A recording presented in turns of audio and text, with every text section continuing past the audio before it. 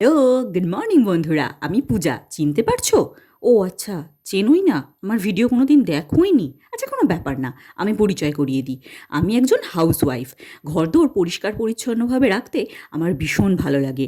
কিন্তু কয়েকদিন যাবৎ আমি ইউটিউবার হওয়ার নেশায় পড়ে আর ঘরের দিকে মন দিইনি। তার কিছুদিন থেকেই আমি অন্যের ভিডিওতে দেখতে শুরু করি যে তাদের ভিডিওতে এত ভিউজ আসে আর আমার ভিডিওতে কেন আসে না। আর এইসব করতে গিয়ে লক্ষ্য করে যা দেখলাম, আমার ভিডিওতে ভিউজ আসা ইম্পসিবল। কারণ না আমি সুন্দরী, না আমি বড়লোক, আর না আমি এতটা গরিব লোক যে লোক দয়া করে আমার ভিডিও দেখবে।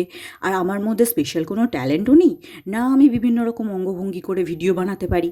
তার কারণে আমার ভিডিওতে ভিউজ আসা সম্ভব না। আর আমি তাই আমার পুরনো ফর্মে ফিরে এলাম, মানে সংসারের কাজকর্মে। আর এদিকে ফিরে এসে দেখি সে তো এক মহাবিপদ ঘটে গেছে।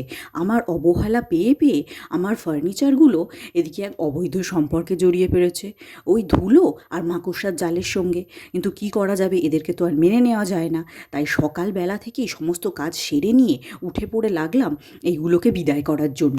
কারণ मकड़ी के जाले तू मेरे घर में सुकून से रहे ये हो नहीं सकता, और मैं तुझे शांति से मेरे घर में रहने दूँ ये मैं होने नहीं दूंगा। আর তারপর থেকেই লেগে পড়লো আমার কাজ। আর এদিকে দেখো, মুখে আমি মাস্কও পরে নিয়েছি। কারণ এই ধুলোগুলো শুধু যে আমার আসবাবপত্র অবৈধভাবে কবজা করে তা না, এরা আমার শ্বাসনালীতে ঢুকে গিয়েও অবৈধভাবে কবজা করার চেষ্টা করে। আর সেই জন্যই মাস্কটা পরে নিয়েছি, কারণ আমি দম আটকে মরতে চাই না মা। ফাইনালি আমি যেটা চাইছিলাম হয়ে গেছে। না না, আমার সাবস্ক্রাইবার বেড়ে যায়নি, সে তো তোমরা যেরকম স্কিপ করে করেই গেছো। ঘরটা আগের মতো পরিষ্কার হয়ে গেছে।